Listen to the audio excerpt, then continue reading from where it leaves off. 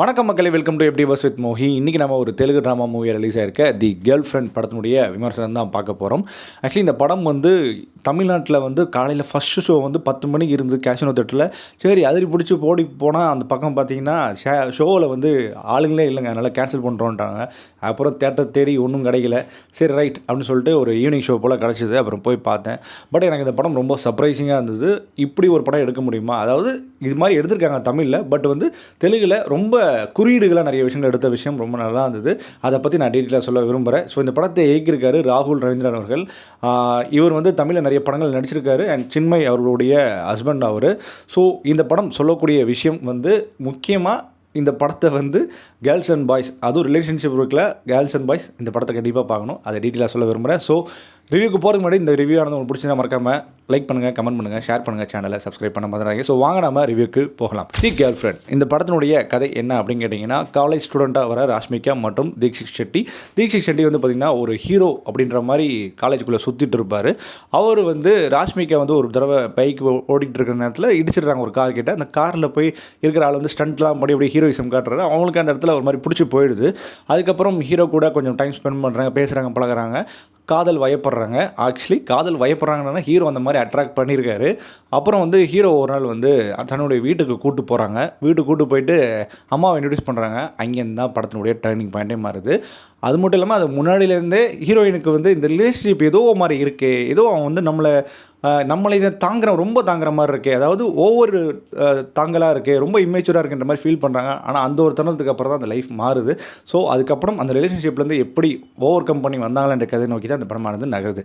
Okay, இந்த படத்தினுடைய positive negative பற்றி பேசுவோம். இந்த படத்தினுடைய பாசிட்டிவ் கண்டிப்பாக ஹசீம் வாஹபா அவர்களுடைய பின்னணி இசையாக இருக்கட்டும், பாடல்களாகட்டும் ரொம்ப சூப்பராகவே இருந்தது. முக்கியமாக இந்த படத்தினுடைய அந்த எமோஷனல் டெப்த்து கேரி அவுட் பண்ணுறதே இந்த பின்னணி இசைன்னு கூட சொல்லலாம். நிறைய இடங்களில் தோண்டு போராட்டத்தில் கூட இந்த பின்னணி இசையானது கண்டிப்பாக மோட்டிவேட் பண்ணுது. அட் சேம் டைம் பார்த்திங்கன்னா படம் சொன்ன விஷயம், அதாவது இந்த டாக்ஸிக் ரிலேஷன்ஷிப் அப்படின்ற ஒரு விஷயம் இருக்குது. அந்த ரிலேஷன்ஷிப்பை நல்லா காமிச்சிருக்காங்க. முக்கியமாக செகண்ட் ஹாஃப் தான் இந்த படத்துடைய ஒரு பீக்கான ரைட்டிங்காக இருந்தது. படத்தில் நிறைய குறியீடுகள் மாதிரி லைக் இந்த துப்பட்டா ஒரு இடத்துல வச்சுட்டு போன அந்த துப்பட்டா எப்போ பாரு அவங்க எடுத்துகிட்டே போவாங்க. ஆனால் ஒரு கட்டத்தில் அது மாறுற சீக்வன்ஸாக இருக்கட்டும். அதே மாதிரி தலை குனிஞ்சிக்கிட்டு இருக்க அம்மா, அப்புறம் எப்போவுமே மட்டம் தட்டுற அப்பா, இது மாதிரி நிறைய கேரக்டர்ஸ் அவங்க குறியீடுகளை வச்சு அது மூவ் பண்ண விதம், அது ஒரு கட்டத்தில் ரிவீல் ஆகிற விதம் எல்லாமே ரொம்ப நல்லா இருந்தது. ஒரு சின்ன சீக்வன்ஸ் இருக்கும், அதாவது அம்மா இல்லாமல் வளர்கிற ஒரு பொண்ணோட லைஃப் எப்படி இருக்கும். அவங்க அப்பா சொல்லுவார், நீ போய் பக்கத்து வீட்டு ஆண்டி கூட இருந்துட்டு வந்த, அப்புறம் எனக்கு பசிக்குது ஆனால் செய்ய முடியல, நான் என்ன பண்ணுறது அப்படின்னு சொல்லிட்டு தண்ணியை குடிச்சிட்டு படுன்னுவாங்க. அந்த ஒரு தண்டத்தில் தான் ஏன் இந்த விஷயத்தை பொண்ணு மட்டும் பண்ணணும், ஏன் அப்பா பண்ணக்கூடாது, ஏன் ஒரு ஆண் பண்ணக்கூடாது அப்படின்ற ஒரு கேள்வி எழுற அந்த விஷயம் ரொம்ப நல்லா இருந்தது. அண்ட் இதை தாண்டி இந்த படத்தில் டெக்னிக்கலாக ரொம்ப சவுண்ட் குட்டான படம். அதுமாரி இந்த படம் கண்டிப்பாக ஒரு ரிலேஷன்ஷிப்பில் இருக்கிறவங்க, இல்லை ரிலேஷன்ஷிப்புக்கு மூவ் ஆகணும்னு நினைக்கிறவங்க, அதுமாதிரி டாக்ஸிக் ரிலேஷன்ஷிப்பில் கண்டிப்பாக இருக்கிறவங்க இந்த படத்தை பார்த்தே ஆகணும். அதுவும் இந்த கேரக்டரில் நிறைய பேரை நான் பார்த்துருக்கேன் என் லைஃப்பில். ஒரு கட்டத்தில் நானாகவும் இருந்திருக்கிறேன். பட் அதெல்லாம் அது போக அதை எப்படி மெச்சூராக ஹேண்டில் பண்ணுன்றது தான் விஷயமே. ஸோ அந்த மெச்சூர் ஹேண்டிலிங் தான் அந்த படம் காட்டுற ஒரு முக்கியமான விஷயம். ஒரு இம்மெச்சூரான இடத்துல டைமில் லவ் பண்ணுறதுன்றது எவ்வளோ தப்புன்றது இந்த படம் பார்க்கும்போது தெரியும். மெச்சூரிட்டி அப்படின்றது இந்த படம் பார்க்கும்போதும் தெரியும். அதாவது ஒரு பொண்ணு வேணான்னா வேணாம், அவ்வளோதான் அர்த்தம். அதுமாரி ஒரு பையன் வேணான்னாலும் வேணாம், அதுதான் அர்த்தம். லிட்டரலி இந்த படம் உங்களுக்கு பார்க்கும்போது லவ்வர் மற்றும் வல்லவன் படம் பார்க்குற மாதிரி இருக்கும். லவ்வர் இப்போ நம்ம ரீசெண்டாக ரிலீஸ் ஆன படம், அந்த படமும் அந்த பிரேக்கப் பற்றி சொல்கிற, அதாவது ஒரு மெச்சூரிட்டியான ஒரு பிரேக்கப் பற்றி சொல்கிற கதையாக இருந்தது. பட் இந்த படம் பார்த்திங்கன்னா ஒரு சைடு, அதாவது கேர்ள்ஸ் சைடில் இருக்கிற ப்ராப்ளம்ஸை பற்றி சொல்கிறாங்க. பட் அது நல்லாவே கன்வே பண்ணியிருந்தாங்க. ஏன் வல்லவன் சொல்கிறேன் அப்படின்னு கேட்டிங்கன்னா, ஒருவேளை இந்த படத்தில் சிம்பு இல்லாமல் ராஷ்மிகா நடிச்சிருந்தா எப்படி இருக்கும், ஏன்னா நீ லவ் பண்ணுறல்ல அப்படின்பா இந்த படத்தினுடைய ஹீரோவோட கேரக்டர். நான் தான் லவ் பண்ணுறல்ல, உனக்கு தாங்குவேன், தாங்கி தாங்கி தாங்கி தாங்கி ரொம்ப ஓவராக தாங்கி, அதுவே படத்தினுடைய பிரச்சனையாக இருக்குது. அதாவது லவ் பண்ணுங்க, ஆனால் ரொம்ப லவ் பண்ணாதீங்க. அதாவது நல்லவனாக இருக்குது, ரொம்ப நல்லவனாக இருந்தால் இந்த படத்தை சொல்ல வருது. ஆனால் அதாவது இந்த பையனுடைய வளர்ப்பை பார்த்தீங்கன்னா, அவங்க அம்மா குனிஞ்ச தடவை நிமிராமல் இருப்பாங்க, நான் சொன்னேன் இல்லையா. அந்த கேரக்டரே பார்த்திங்கன்னா அந்த பையனுக்கு இந்த மாதிரி கேரக்டர் தான் வேணும். ஏன்னா தான் சொல்கிற வேலையை செய்யணும், தான் சொல்கிறது தான் செய்யணும், அதுக்கு மேலே எடுத்து பேசக்கூடாது. அந்த மாதிரி கேரக்டர் தான் இந்த பையனுக்கு தேவை. அதனால தான் அவன் அம்மாவை ஹைலைட் பண்ணுவான். ஸோ அந்த விஷயம் வந்து ரொம்ப நல்லா காமிச்சிருந்தாங்க. அதுக்கு பாராட்டுக்கள் சொல்லணும். அதேமாரி இந்த பொண்ணு வந்து வாண்டடா வந்து அவ ரூமை க்ளீன் பண்ணுறது, அந்த பையனுக்கு ஊட்டி விடுறது, "குழந்தையா நீ" அப்படின்ற மாரி சொல்கிற மாரி இருக்கும் நம்மளுக்கு. ஒரு கட்டத்தில் எரிச்சலாகும். அதுக்கப்புறம் அந்த பையன் பண்ணுற செகண்ட் ஹாஃபில் சில விஷயங்கள் பண்ணுறோம். சில கொடுமையான விஷயங்கள்லாம் பண்ணுவான். அதெல்லாம் நல்லா எழுதியிருந்தாங்க. ஒரு கட்டத்தில் நம்மளுக்கே, "என்னடா டேய் ஏன்டா இப்படி இருக்கிற?" அப்படின்னு நம்மளே அறியாமே நம்ம கேள்வி கேட்க தோணும். அது அந்த மொமெண்ட்லாம் ரொம்ப நல்லா இருந்தது. ஆக்சுவலி டைரக்டருக்கு ரொம்ப பெரிய பாராட்டுக்கள். அந்த செகண்ட் ஹாஃபை கொண்டு போன நகர்த்தப்பட்ட விதம் ரொம்ப நல்லா இருந்தது. அது பாராட்டுக்குரியது.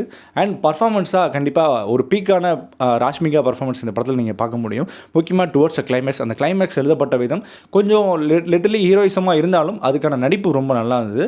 ராஷ்மிகாவோட அந்த ஒரு மென்டாலிட்டியை பாதிக்கக்கூடிய லெவலுக்கான அந்த நடிப்பை தாண்டி ஒரு விஷயம் இருந்தது. அது ரொம்ப நல்லாவே இருந்தது. ஸோ அதை கண்டிப்பாக எல்லாருமே பார்க்க வேண்டிய ஒரு படம். அண்ட் அந்த அனு இமானுவலோட கேரக்டர் எனக்கு ரொம்ப பிடிச்சது. அது வந்து கிரே ஷேடான ஒரு கேரக்டர். அதாவது இவன் நல்லவளா கெட்டவளான்றது நம்மளுக்கு கடைசி வரைக்குமே புரியாது. ஏன்னா ஹீரோ சைடும் கோல் போடுவா, ஹீரோயின் சைடும் கோல் போடுவா. ஆனால் ஹீரோயின் சைடு போடுற கோல் எல்லாமே நல்லாயிருக்கும். ஹீரோ சைடு போடுற கோல் எல்லாமே இது என்ன மாதிரி ரிலேஷன்ஷிப் அப்படின்னு நம்மளுக்குள்ளே கேள்வி கேட்க தோணும். பட் அவங்களோட பர்ஃபார்மன்ஸாக ரொம்ப நல்லா பண்ணியிருந்தாங்க. ஆனால் இதை தாண்டி வந்து தீக்ஷித் ஷெட்டி, அந்த டாக்ஸிக் பாய் ஃப்ரெண்ட் அவர் தான். ஸோ அவர் வந்து அந்த கேரக்டர் கரெக்டாகவே நடிச்சு கொடுத்துருக்காரு. செகண்ட் ஹாஃபில் தான் அவருடைய முக்கியமான அந்த சில தருணங்கள்லாம் தெரியும். அதை நல்லாவே பண்ணியிருந்தார். முக்கியமாக வந்து பார்த்திங்கன்னா அவர் வந்து காலேஜ் ஹீரோ, தன்னுடைய பேர் என்ன வேணால் ஆகவே கூடாது, அவள் எப்படி வரானுன்ற அந்த நினைக்கிற ஒரு மனப்பான்மை கொண்ட ஒரு கேரக்டர். அதை நல்லாவே பண்ணியிருந்தார்.